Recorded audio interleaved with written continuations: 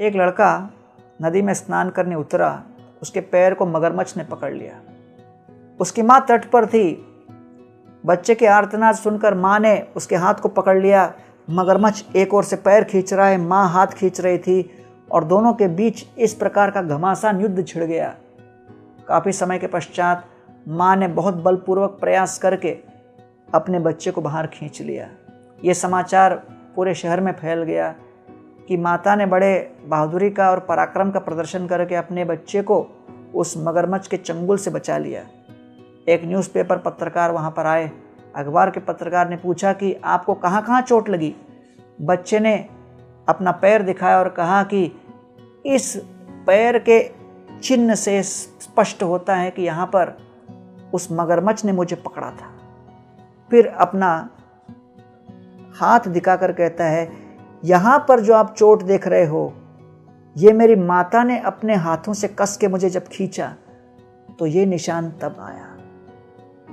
दोनों दिखने में बड़े खौफनाक चिन्ह लगते हैं, लेकिन ये मुझे पीड़ा देने के दृष्टिकोण से किया गया चिन्ह है और ये मुझे उस पीड़ा से बचाने के दृष्टिकोण से चिन्ह उत्पन्न हुआ है। तमेव वत्साश्रय भृत्य वत्सलम मुमुक्षुभि मृग्य पदाब्ज पद्धतिम अनन्य भावे निज धर्म भाविते मनस्यवस्थाप्य भजस्व पुरुषम। ध्रुव महाराज की माता सुनीति उसको कहती है कि बेटा, भगवान श्री कृष्ण भक्त वत्सल हैं, निरंतर अपने भक्तों को हर परिस्थिति में कैसे बचा सके माया के मगरमच्छ रूपी चंगुल से, ये भगवान के मन में संकल्प चलता रहता है। इसलिए भक्त को चाहिए कि हर प्रकार के अनुकूल प्रतिकूल परिस्थितियों में निरंतर भगवान का चिंतन करे, इस बात का विश्वास रखे कि भगवान निरंतर अपने भक्तों के शुभ चिंतक हैं। बाहरी दृष्टिकोण से भले लगे कि हमें हमारे जीवन के वर्तमान परिस्थिति में कुछ चोट पहुंच रही है, लेकिन भगवान श्री कृष्ण का ये प्रेममय हस्ताक्षेप है।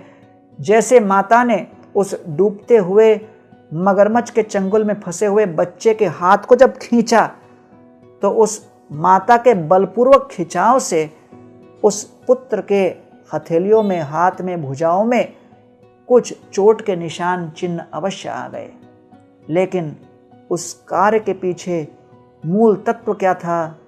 प्रेम का संकल्प था। इसलिए हम जीवन के क्षण क्षण दिव्य प्रेम के अंजन को अपने आँखों में, नेत्रों में लगाकर भगवान के स्नेहमय हस्ताक्षेप को ही देखें। तब हमें हर परिस्थिति में कृष्ण और कृष्ण का प्रेम ही प्रदर्शित होगा।